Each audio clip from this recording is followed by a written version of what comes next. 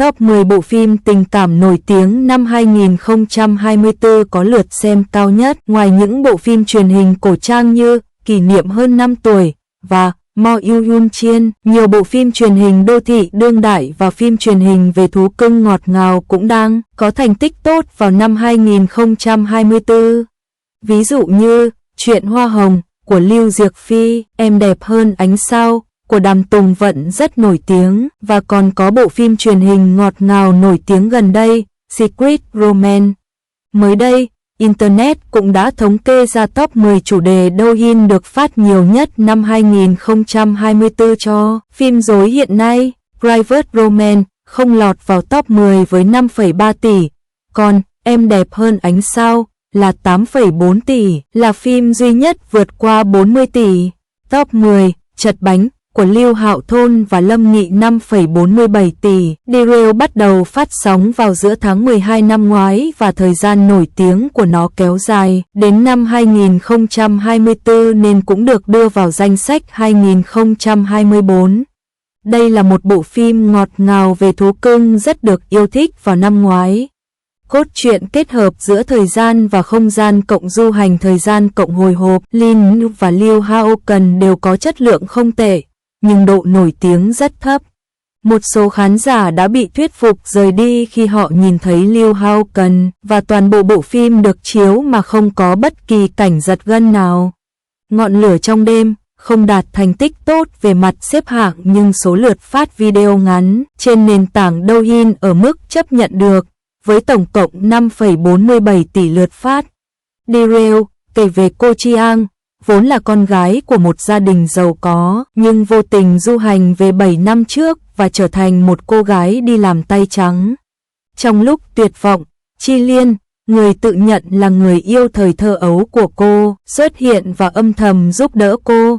Trái tim của hai người dần dần xích lại gần nhau hơn. Họ cũng phát hiện ra rằng bí mật của họ gắn bó chặt chẽ với nhau.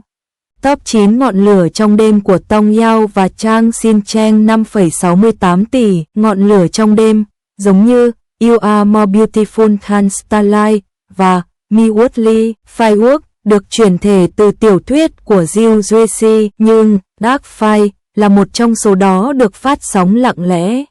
Câu chuyện thực sự thú vị, kết hợp hồi hộp cộng tội ác cộng tình chị em, chủ đề khá táo bạo.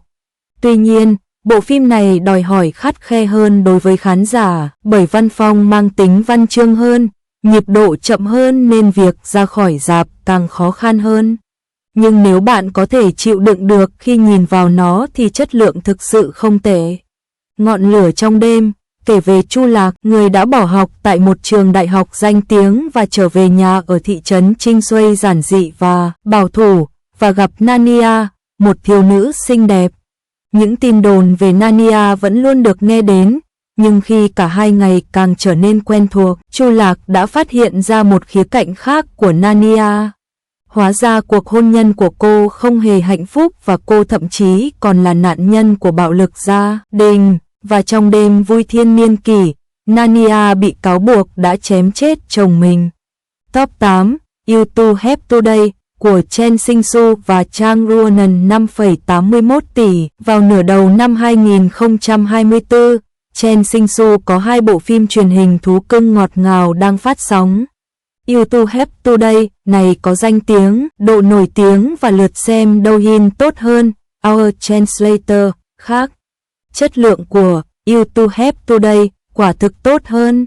Đạo diễn của bộ phim này là Chen Mang Chang, người đã quay Meet Wang Lý Chuan, tình tiết đầy tia lửa và căng thẳng, nhẹ nhàng và hài hước, ngay cả đường sự nghiệp cũng không hề chiếu lệ.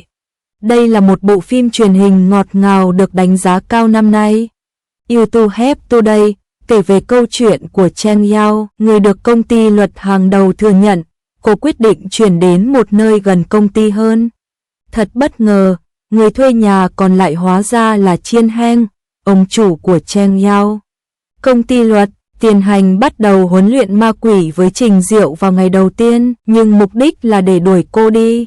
Chen Yao đã nỗ lực gấp đôi, nhưng Chiên Heng đã rất ấn tượng và cả hai dần dần nảy sinh tình cảm. Top 7 Tình Yêu Mùa Xuân của Lee Xiên và Chu Yu Tông 6,39 tỷ, Tình yêu mùa xuân và Nơi gió ở của Lee Xiên phát hành trong những năm gần đây đều có chất lượng cao. Phong cách và giai điệu của hai bộ phim cũng có phần giống nhau.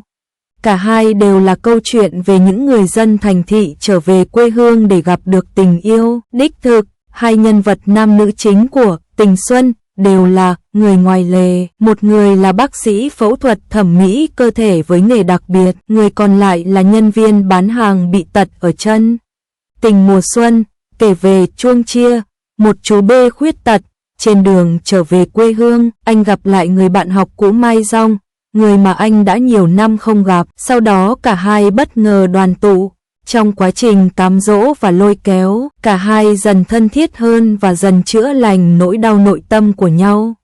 Bởi vì bộ phim này không phải là phim ngọt ngào về thú cưng, không được yêu thích lắm, nhưng việc miêu tả tình yêu, sự sống và cái chết trong phim khá dài dòng, là bộ phim múa rối đương đại được đánh giá cao trong nửa đầu năm.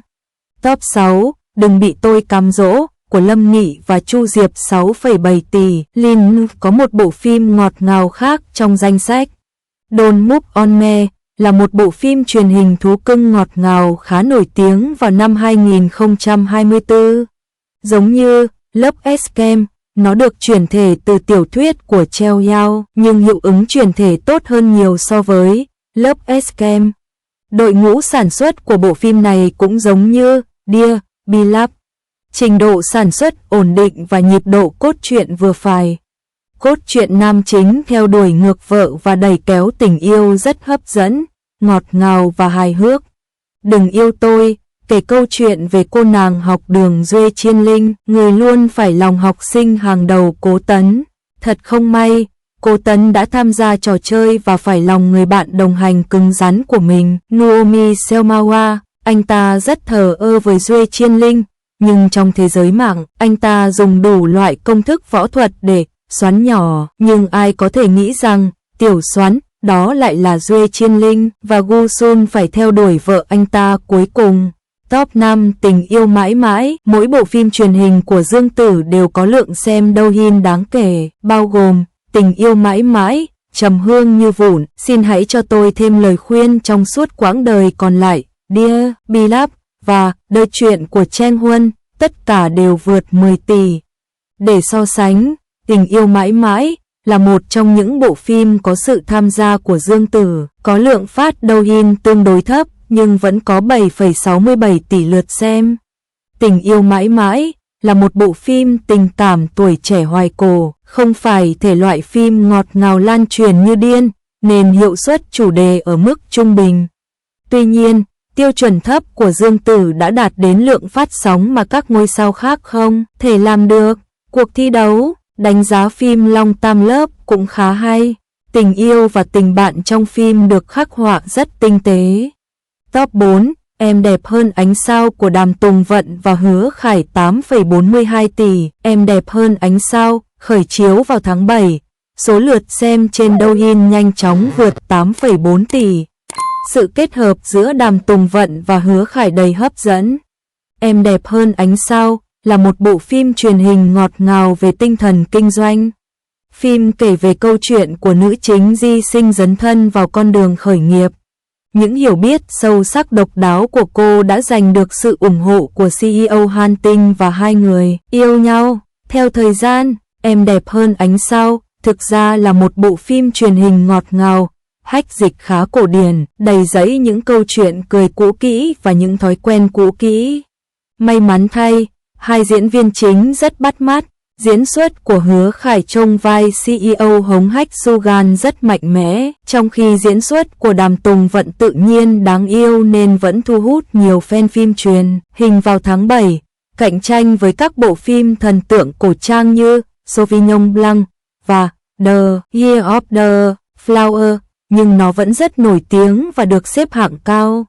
Top 3, Báo Tuyết của Ngô Lỗi và Triệu Kim Mai, 9,68 tỷ. Báo Tuyết là một bộ phim truyền hình ngọt ngào rất nổi tiếng vào nửa đầu năm 2024.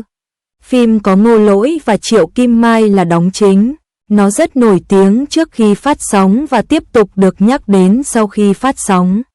Bộ phim này, như Dear Beloved và I Miss You Very Many, được chuyển thể từ tiểu thuyết của Mo Bao Phây Bao. Tuy cốt truyện hơi đơn giản nhưng lại rất có tình tiết và chất lượng sản xuất của bộ phim cũng rất cao, rất tốt. In Blizzard Time là một video ngắn liên quan đến CP và dữ liệu phát lại của nó trên tất cả các nền tảng chính đều rất ấn tượng. Mọi người đều thích xem trai đẹp yêu nhau. Ulay và Chao Jin Mai thực sự rất hợp nhau. Top 2, The Story of Chang Huân của Dương Tử và Từ Khải 10,6 tỷ. Câu chuyện về Chang Huân vượt mốc 10 tỷ. Năm nay có 2 bộ phim truyền hình được chuyển thể từ tiểu thuyết của Isu. Một là Chuyện về Thành Huân của Dương Tử và 2 là Chuyện về Hoa Hồng của Lưu Diệc Phi. Để so sánh, Chuyện Hoa Hồng có chất lượng tốt hơn nhưng cách trình bày chủ đề của cả hai bộ phim đều tốt. Phiên bản truyền hình của Chuyện Thành Huân có những thay đổi lớn so với tiểu thuyết, phong cách ấm áp hơn, ngọt ngào hơn nhưng cũng đẫm máu hơn. Người mẹ kiểm soát của Chang Huân trong Câu chuyện về Chang Huân và câu chuyện tình yêu ngọt ngào giữa Yang Ji và Hứa Khải đều làm dấy lên chủ đề. Bản truyền thể thành công đã thu hút được thị hiếu của khán giả nên Chuyện của Chang Huân đã được thảo luận rộng rãi trong suốt thời gian phát sóng. Cao, nó cũng đã vượt 10 tỷ lượt xem trên Douyin. Phim kể về câu chuyện của một cô gái bình thường, Mai Cheng Hoan, người đấu tranh để thoát khỏi sự chăm sóc mạnh mẽ của mẹ và tiếp quản khách sạn được bà ngoại giao phó. Top 1, Chuyện Hoa Hồng của Lưu Diệc Phi và Đồng Đại Vi 41,13 tỷ. Người chiến thắng là Câu chuyện về Hoa Hồng. Chương trình này thật điên rồ. Số lượt xem trên Douyin đã vượt mốc 41,13 tỷ, trở thành bộ phim truyền hình duy nhất phá mốc 40 tỷ vào năm 2024. Mặc dù các bộ phim truyền hình cổ trang như Kỷ niệm hơn năm, Mùa 2 và Trên mây cũng rất nổi tiếng, nhưng lượt xem trên Douyin của họ là hơn 20 tỷ và Chuyện Hoa Hồng đứng đầu. Chuyện Hoa Hồng có thể đạt được kết quả tốt như vậy đều là nhờ nữ chính Lưu Diệc Phi. Mọi bộ phim truyền hình có sự tham gia của Lưu Diệc Phi đều thu hút rất nhiều sự chú ý và Chuyện Hoa Hồng cũng rất máu lửa. Ngoài Lưu Diệc Phi, chồng cũ của Lin Kang Sin là Phang Siêu-en cũng rất nổi tiếng trên Douyin. Những lời vàng kiểm soát của anh ấy trong vở kịch đã nhận được một lượng lượt xem đáng kinh ngạc trên Douyin. Thật khó chịu, cốt truyện của Chuyện Hoa Hồng có thể khơi dậy sự bàn luận của khán giả, độ nổi tiếng quả thực rất cao. Ngoài 10 bộ phim trên, không nên đánh giá thấp bộ phim Secret Romance nổi tiếng gần đây. Secret Romance ra mắt vào cuối tháng 7 và đã tích lũy được 5,37 tỷ lượt xem trên Douyin chỉ sau chưa đầy một tháng. Những bộ phim truyền hình như Derail và You Too Have Today phát hành trước đó đương nhiên sẽ có lợi thế trong việc tích lũy số lượt xem. Secret Romance đã đạt 5,3 tỷ lượt xem trong một thời gian ngắn, thực sự khá nổi tiếng. Đây cũng là trường hợp được nhắc đến nhiều nhất trong thời gian gần đây.